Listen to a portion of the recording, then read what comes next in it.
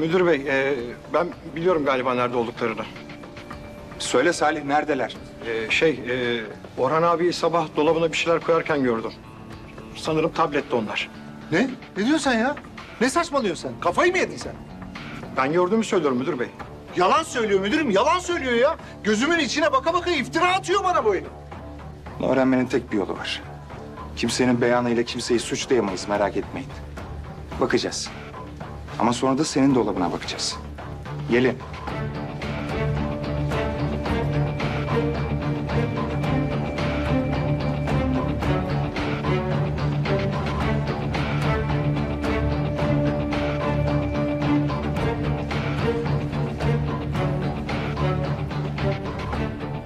Orhan Bey, lütfen dolabınızı açar mısınız? Müdürüm tabii açarım ama burada benim eşyalarımdan başka bir şey yok. Alın bakın işte ya.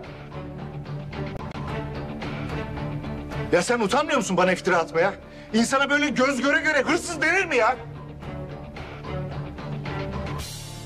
Baba biz sana inanıyoruz, tamam.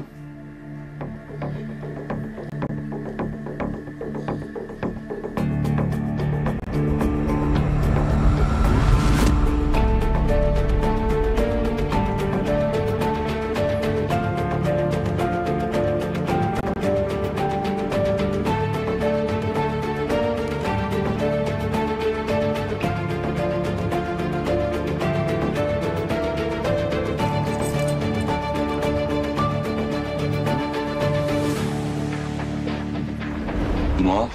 Bir 5 daha vereceğim, tamam mı? Peki ya ortaya çıkarsa ne yapacağız? Ya Orhan abi yerine beni işten çıkartırlarsa nasıl olacak? Bu okul benim babamın. Farkındasın değil mi sen? Merak etme. Ben seni korurum.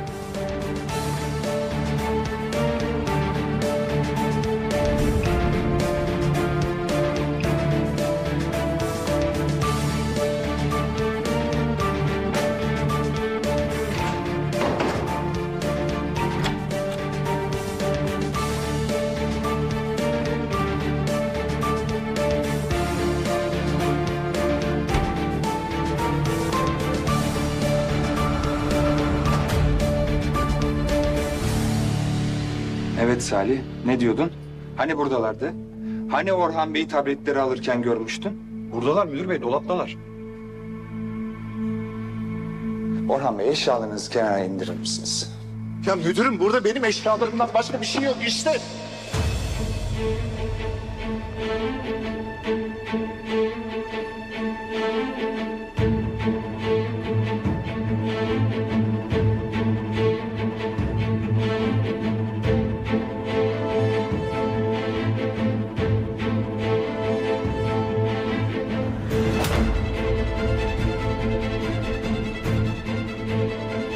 Hayır ya.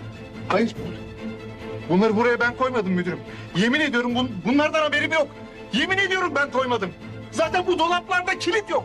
Yani bu tuzağı kuran koymuştur bunları buraya. Kim yaptı lan bunu? Bunu kim yaptı lan? Kim yaptı şerefsizim söyle. Baba tamam. Söyle. Dur baba. Söyle. Orhan Bey bırakın lütfen.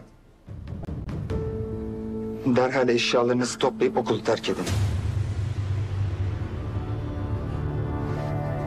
Müdürüm yemin... Derhal. Hemen dedim Orhan Bey.